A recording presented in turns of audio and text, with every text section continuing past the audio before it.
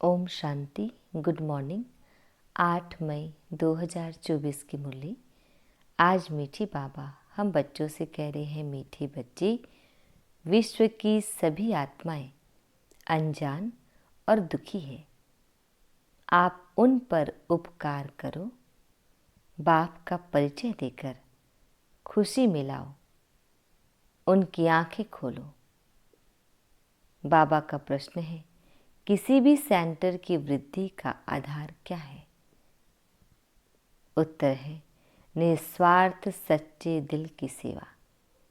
तुम्हें सर्विस का सदा शौक रहे तो हुंडी भरती रहेगी। जहाँ पर सर्विस हो सकती है वहाँ प्रबंध करना चाहिए। मांगना किसी से भी नहीं है, मांगने से मरना भला। आपे ही सब कुछ आएगा। तुम बाहर वालों की तरह चंदा इकट्ठा नहीं कर सकते। मांगने से सेंटर जोर नहीं भरेगा, इसलिए बिगर मांगे सेंटर को जमाओ। ओम शांति। रूहानी बच्चे यहाँ बैठे हैं। बुद्धि में यह ज्ञान है कैसे शुरू में हम ऊपर से आते हैं। जैसे विष्णु अवतरण का एक खेल दिखलाते हैं, विमान पर बैठकर फिर नीचे आते हैं। अभी तुम बच्चे समझते हो अवतार आदि जो कुछ दिखलाते हैं वह सब रॉन्ग है।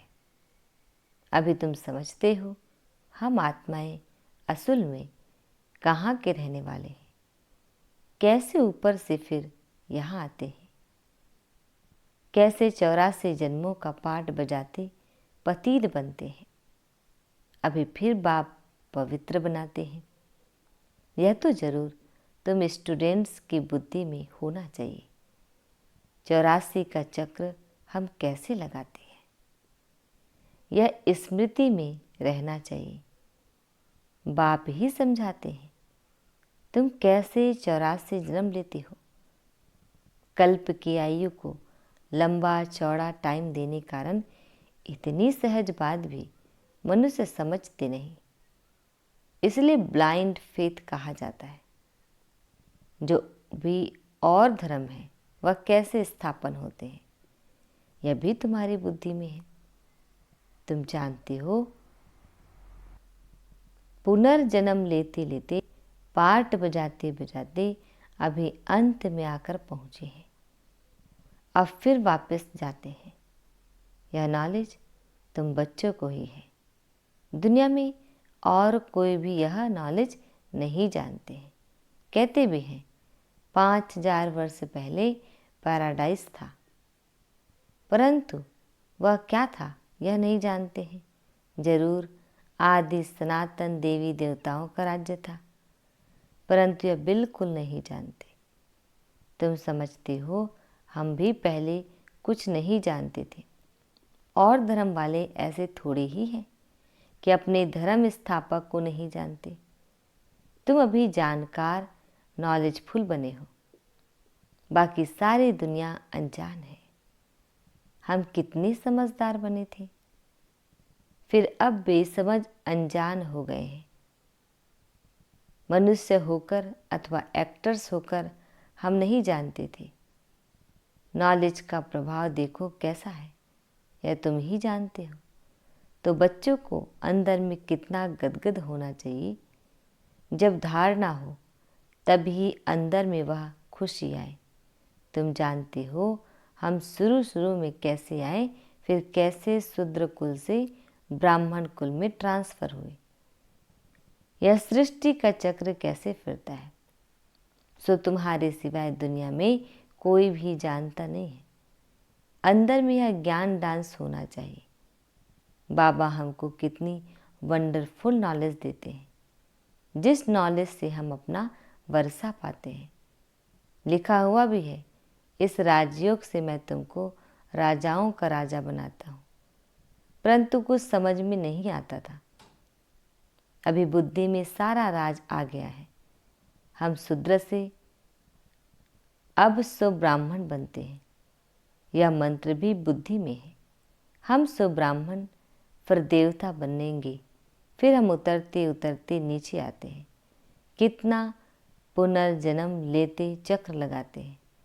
यह नॉलेज बुद्धि में रहने के कारण खुशी भी रहनी चाहिए। औरों को भी यह नॉलेज कैसे मिले? कितने ख्यालात चलते रहते हैं। कैसे सबको बाप का परिचय दे? तुम ब्राह्मण कितना उपकार करते हो। बाप भी उपकार करते हैं ना। जो बिल्कुल ही अनजान है उन्हों को सदा सुखी बनाए, आंखें खोले। खुशी होती है ना। जिनको सर्विस का शौक़ रहता है उन्हों को अंदर में आना चाहिए, बहुत खुशी होनी चाहिए। हम आत्माएं कहाँ की रहने वाली हैं?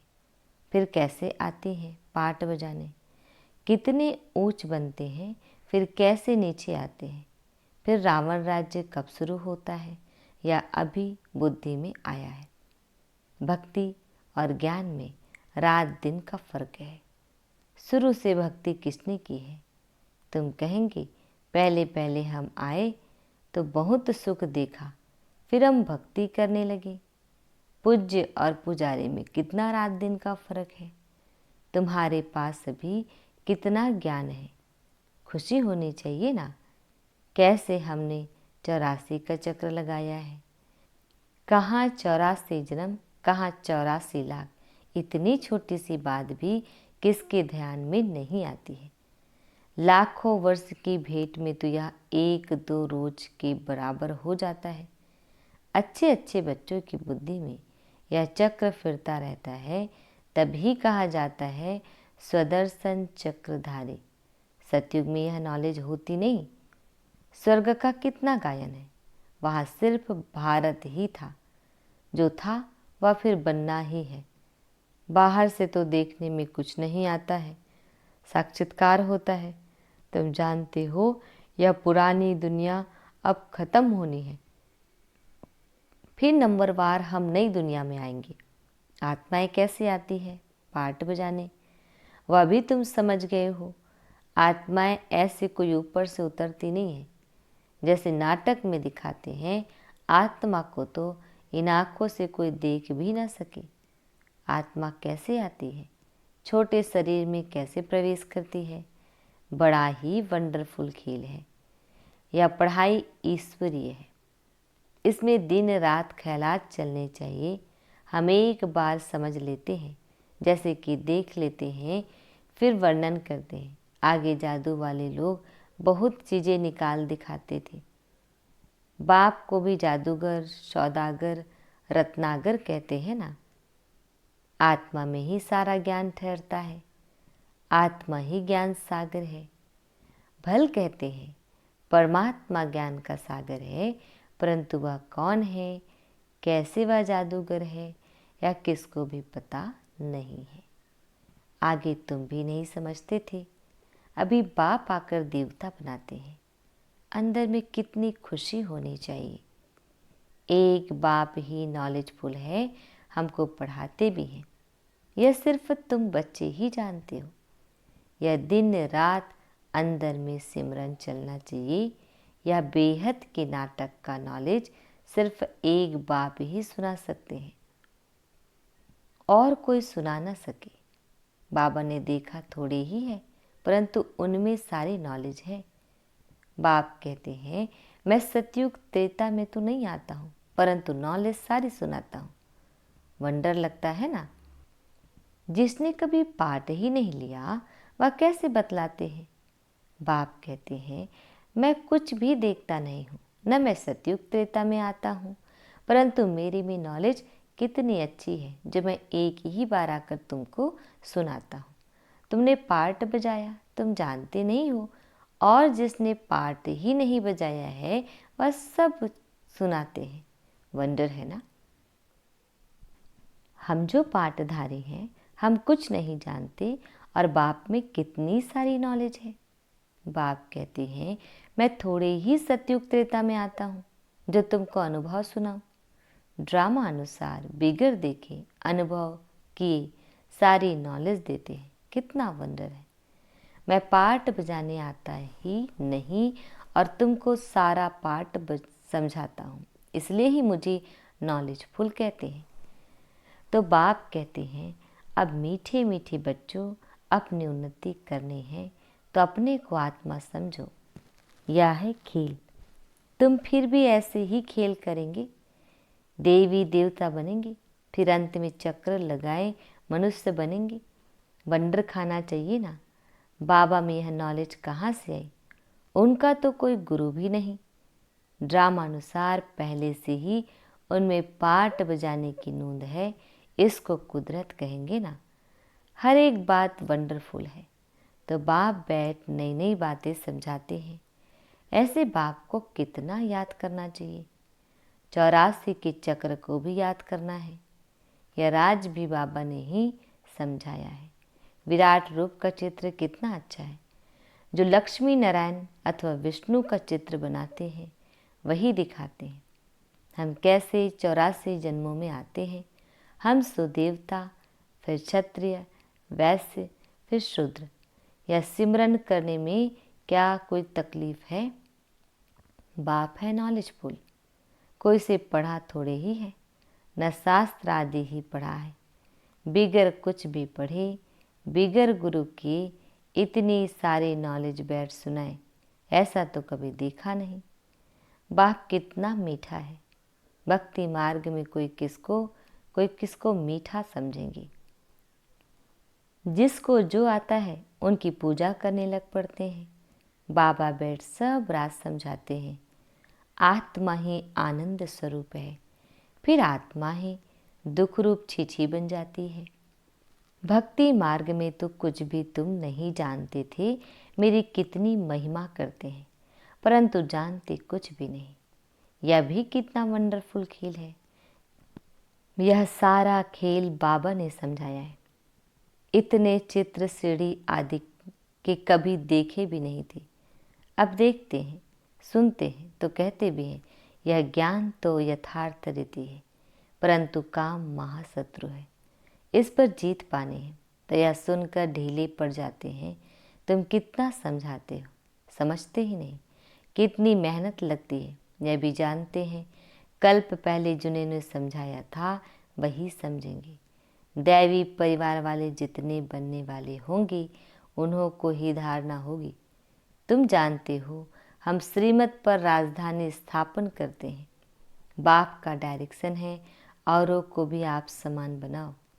बाप सब ज्ञान सुना रहे हैं, तुम भी सुना रहे हो, तो जरूर यह शिव बाबा का रद भी सुना सकता होगा, परंतु अपने को गुप्त कर देते हैं।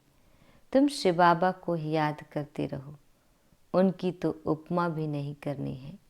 सर्व का सद्गति दाता, माया की जंजीरों से छुड़ाने वाला एक ही है।